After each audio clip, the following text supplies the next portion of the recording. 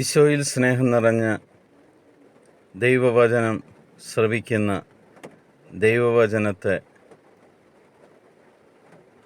ഇരു കൈകളും നീട്ടി സ്വീകരിക്കുന്ന യേശുവിൻ്റെ പ്രിയ മക്കളെ, പുതിയൊരു ദിവസത്തിൻ്റെ എല്ലാവിധ അനുഗ്രഹങ്ങളും നിങ്ങൾക്കുണ്ടാകട്ടെ എന്ന് പ്രാർത്ഥിക്കുന്നു. ഇന്ന് നമ്മൾ ശ്രവിക്കുന്ന തിരുവചന ഭാഗം ദാനിയേൽ പ്രവാചകൻ്റെ പുസ്തകം 14-ാം അധ്യായം 5-ാം തിരുവചനമാണ്. ആ തിരുവചനത്തിൽ ദാനിയേൽ ആരെയാണ് ആരാധിക്കേണ്ടത് എന്ന് വളരെ വ്യക്തമായിട്ട്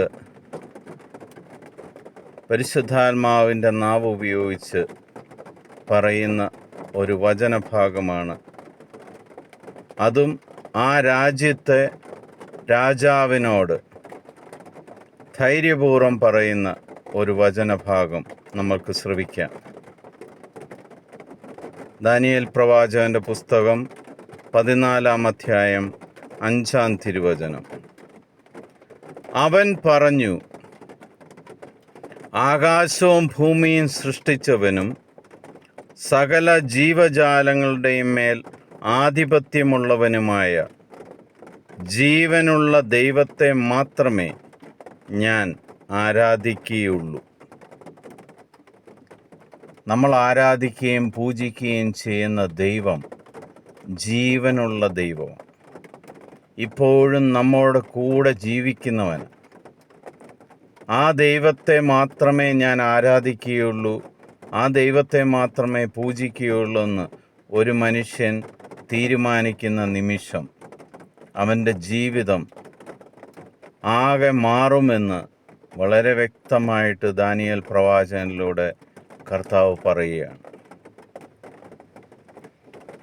ഈ ദൈവവചനം നിങ്ങളുടെ ജീവിതത്തിലും മാറ്റങ്ങൾ കൊണ്ടുവരട്ടെ എന്ന് യേശുക്രിസ്തുവിൻ്റെ നാമത്തിൽ പിതാവായ ദൈവത്തോട് ഞാൻ പ്രാർത്ഥിക്കുന്നു.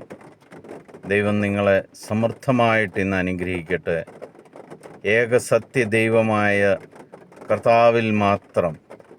കർത്താവിനെ മാത്രം പൂജിക്കുവാനും ആ ത്രിത്വിക ദൈവത്തെ ആരാധിക്കുവാനും നിങ്ങൾക്ക് ശക്തിയും അനുഗ്രഹവും ഉണ്ടാകട്ടെ എന്ന് പ്രാർത്ഥിക്കുന്നു. ഈശോ മിശിഹായ്ക്ക് സ്തുതിയായിരിക്കട്ടെ.